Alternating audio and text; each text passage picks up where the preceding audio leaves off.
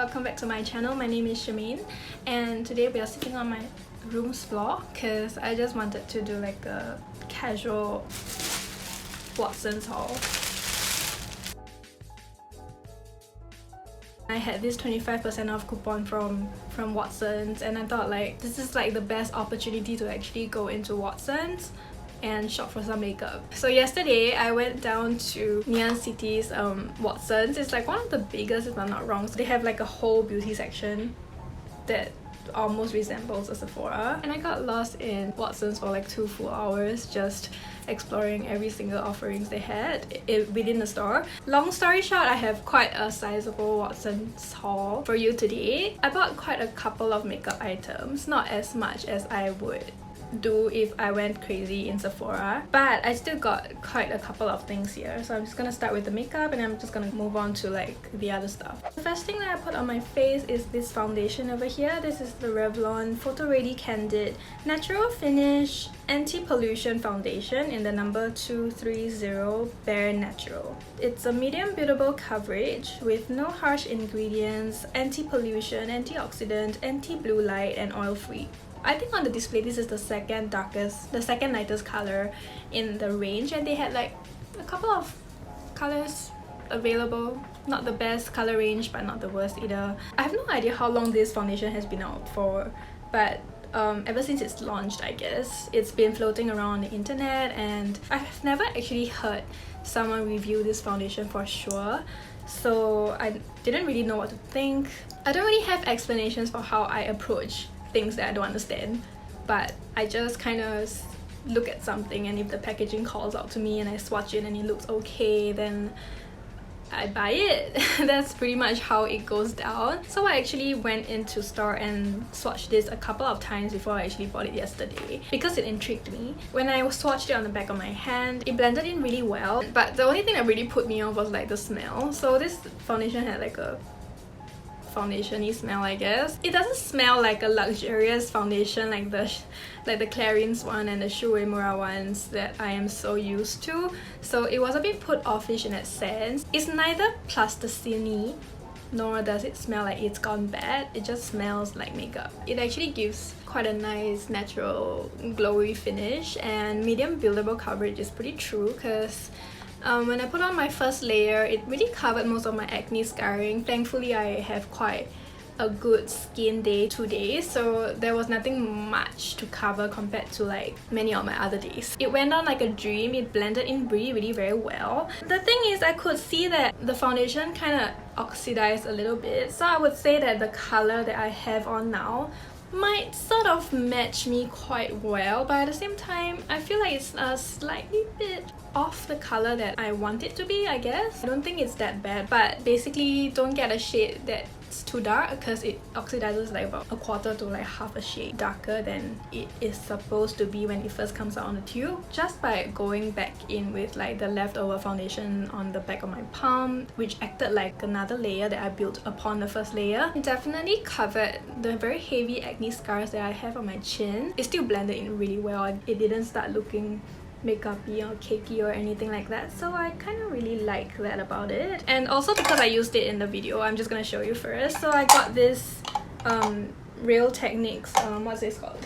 So I got this Real Techniques Flawless Base Set with brush storage. It has 4 brushes inside. It has a contour brush, a detailer brush, a buffing brush, and a square foundation brush. For the foundation, I went in with this buffing brush. I was deciding between the contour brush or the buffing brush because I've seen Sam and Nick use either one of them to do their foundation. It was a dream to put on my face. It was really very soft, and at the same time, I think the foundation blended out really well with this. Like, it sort of just melted into my skin as the brushes touches my face, and I barely had to do anything. I just had to like let the brush do its job, and it just gave my skin the most beautiful, like glowy, natural coverage sort of look. This buffing brush I really love, but this is the only one I tried. For first impression's sake, this foundation is actually really good. In terms of price, I think this was like, I actually can't tell you because I don't remember. I think it was about like $20 or something. So it's not that bad for a foundation of this quality. And I think in terms of like hydration, wait, does it say that it's hydrating? No, but it does say that it's anti-pollution, antioxidant and anti-blue light. I wonder how true that is. I had quite a bit of a glowy skincare prep going on below my foundation, as well as like highlighter, so I got the Colourpop Flexitarian highlighter on as well. In terms of like the skin's luminosity, as you can see in the application video, it really has quite a nice luminous glow, but in terms of like actually hydrating the skin, I feel like the skin is still a little tight, so I wouldn't say it's the most hydrating foundation. I was actually very tempted to get a couple more concealers because like there were a lot of like K-beauty offerings in Watsons, so I was actually quite interested in like the Clio concealers and the Kate ones, but I didn't get them in the end. I got this Maybelline Fit Me concealer in 15 Fair. I've actually heard many good things about this concealer on YouTube over the years. I know this is not like the newest thing on the market, it's actually quite old, but I've heard good things, so I thought I would finally try it for myself. So I got this in a color that is a little bit more on the neutral pink tone compared to the more naturally yellow toned skin that I have, because I thought it would do quite well in brightening my under eyes and stuff. I think overall it did quite a good job. So I did half of my face just by tapping in the concealer with my fingers. Then on the other half of my face, I used the buffing brush from Real Techniques to kind of just see how it goes with concealer. And I must say that I like the buffing brush technique a lot more. I was quite surprised because this buffing brush is actually quite humongous, and I was doing quite precise concealing with the concealer, but it did quite a good job in blending out the coverage without taking away the coverage, which actually kind of blew my mind. When I did it with my fingers, it kind of just lifted the product and didn't do much covering. So I guess the way to go with this concealer from now on will be with brushes, which I'm okay with actually. I usually do blend in my concealer with a brush, it's like faster anyways. In terms of covering my dark circles, like that one layer was not entirely enough. I can still see my dark circles through, but it's nothing too insanely bad or anything. A little bit of like circles peeking through is just natural and stuff, so it evened out my skin tone okay. If you're looking to cover like super bad acne or anything like that, this one might not be the one for you. In terms of like an everyday concealer, I think it's a really good option, and it was pretty affordable, I think, under $20. Okay, so next I got the Milani eyeshadow primer. I mainly got this one because Emily Noel is crazy about this one, and this is the only eye primer that she ever uses. It's only like about $10 without any discounts, so I think it's a good deal. I'm not really someone who uses eyeshadow primers all the time, but I have used my fair share of eyeshadow primers back in the day. I couldn't do my makeup without eyeshadow primers because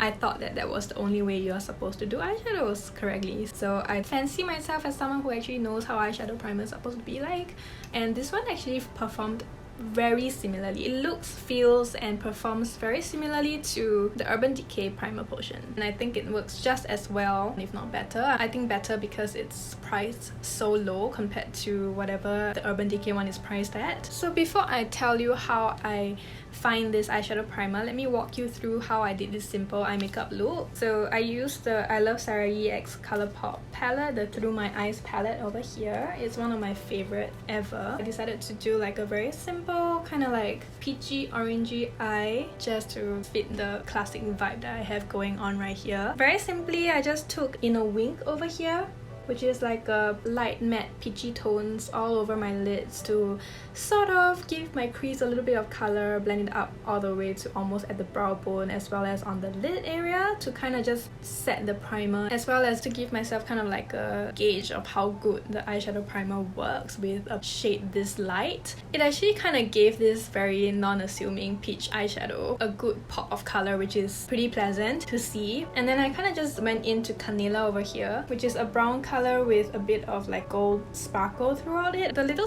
tiny gold sparkles inside the shade doesn't really show up on the eyes anyways, it usually just gets fluffed off the eyes. So I just like kind of wanted to try and see if anything different is gonna happen because of like a gripping eyeshadow primer. And I just went in with this color all over my crease and kind of just like darkened the crease up a little bit more. I noticed a couple of flecks of shimmer staying on the eyes. Not everything was fluffed off. I wouldn't be able to tell right now because I have Muse right here, which is like a shimmery, borderline glittery, like bronzy, coppery shade all over my eyes, just dabbed on. So kind of just finish off the look, I just also applied all those colors that I just mentioned on the bottom lash line as well. I just noticed that the shimmers are a lot more sprightly and lively, if you understand what I mean. Like, I feel like it adheres to my lids a lot better than usual. So I guess this primer really does something off the bat. And to finish off the look, I also kind of just put a little bit of this top golden shade right here called Lucido into my inner corners to just highlight the inner corners. And then I just completed with some black wing liner and black mascara, and that's the look today. Colourpop's eyeshadow formula on its own is already pretty good in terms of colour payoff without like priming and stuff like that. But I think that this primer really does help with the adherence, which is what primers are supposed to do, I guess. In terms of like longevity of shadow and stuff, I think I'll have to update you in another video. After some bronzer, I also went in with this Milani blush right here. This is the one that has the rose embossing on it. It's in number 1 Romantic Rose. They just call it a powder blush, I think. It's like a 3D rose shape in the packaging that is gold and transparent, and it's just so pretty, as you can see in the clip. It looks like a very boring light blush pink color here, but when swatched and when applied on the cheeks, you can see that it gave my skin a really nice rosy pinky flush, that it's not too bright or too unnatural or too makeup-y. It really just looks really rosy and blushy and nice. And it has a very soft matte finish, so you can tell when I applied it that whatever glow that was on my face from like the foundation and the concealer and my skincare below was kind of dulled out by this blush a little, which is not my favorite thing in the world because I do like my glowy blush, but at the same time it's nothing that a little highlighter can't fix. I can see why everyone loves this blush so much throughout the years on YouTube. It's also quite affordable actually. I mean, it's Milani, so I guess it's actually pretty affordable, under $20 again. But it smells like toy makeup. It doesn't even smell like drugstore makeup. I don't know, it smells really plasticky and fake and cheap. I would have preferred if this smells like nothing, but it smells like something a little slightly unpleasant, and I'm not sure if that's the scent that I've been smelling on my face all this while. I hope it's not like a rose scent gone bad on the display shelf, I hope not. But in terms of performance, it's really good, so I'm just gonna forgive the scent. I also bought 2 lipsticks that has quite a similar sort of formulas. Firstly, I got the new, I guess it's new because I just saw it on their Instagram like a couple months ago. From Cute Press, I got their new Never Too Matte lipstick in the color O2 Fairy Tale, which is the color that I'm wearing on my lips right now. It's like a mauvey, blushy pink tone right here in this little tube that is actually pretty cool because instead of popping the lid back in, you actually have to twist it. So I like that little touch, and I like that gunmetal sort of packaging that it has. It looks really sleek and nice and borderline expensive. The color itself is really pretty on my lips, as you can see. I think it really goes well with like the entire look of my face with the coppers and the rose blush. It's a rosy shade on its own. It has this, well, never too matte, so it has this really powdery matte-like texture to the lipstick. Now, I don't have chronically dry lips or anything, but I don't think that my lips are super hydrated at the moment. Right now, it is dry to a point that I don't know if you can see. Let me just zoom you in a little bit. I don't know if you can see, but it's forming quite a lot of those unattractive crepey lines on my lips. Can you tell? I hope it can, because it's bothering me when I'm looking up close in the mirror. I don't have a habit of licking my lips, but I really do want to lick my lips right now. I'm not sure if proper lip care would help prep the lips for this color, but in terms of like comfort, it's a little on the drier side, I must say. In terms of like formula, it's lightweight. It doesn't feel like anything. I don't think it transfers much, does it? No, it doesn't transfer because it's a matte lipstick. It reminds me of the Velvet Blur formula from Colourpop, which I have a couple of. Those also boasts this soft matte blurry, powdery finish on the lips. So those apply on the lips really smoothly, and it glides on, and it applies a very thin layer with a lot of pigment, so only one swipe is more than enough. And it never feels like I'm drying out my lips at the same time, so I'm a really very big fan of those. But this is a lot heavier in the sense that it goes on in a thicker layer. I guess it falls a bit short for me because it's still quite uncomfortable. Even though I can't really feel it on my lips, I can feel the dryness that it gives my lips. So next I got something from Peripera. I think it's quite a new product. It's their Ink Airy Stick lipstick in number 2 Pink Milk Tea. And it's also the same kind of idea. It comes in this really cute pink packaging. It's like soft touch, soft matte. The packaging itself is really very lightweight, and the cap is like, it clips on, but it sort of like, it feels like it can come off very easily, so I'm not sure how secure this is gonna be when I throw it into my bag. The lipstick stick itself looks very matte already. And then when I apply it onto my hand, it has a sheer soft matte powdery finish to it that is pretty trendy in Korea right now, and a lot of people are doing it. As you can see in the application video, it goes on quite smoothly as well, and it blends out quite nicely. You can see that it's slightly nuder than the Cute Press one. This Pink Milk Tea shade is a really nice, like, everyday nude, I would say. I'm actually quite excited to have something so cute in my collection. It kind of refreshes the aesthetic, don't you think? Like, it's such a nice little lipstick design. Because I only had it on for maybe like a minute, I don't really have a lot to say about this lipstick as for now, but it went out okay and it looked pretty cute actually. Okay, so that's all the makeup stuff that I got. I really hate my hair right now. The ends are a little frizzy because my hair has been going through it quite a bit recently. But anyways, because I've been using quite a lot of hair oil in my hair to try to like revive it a little, I was running low of my hair oils, so I thought it would be a good time to go in and kind of find myself a new hair oil to try. And the one that I got is this one from L'Oreal Paris. It came in a humongous box like this with all the Japanese words, so naturally I was like, ooh, what the hell is this?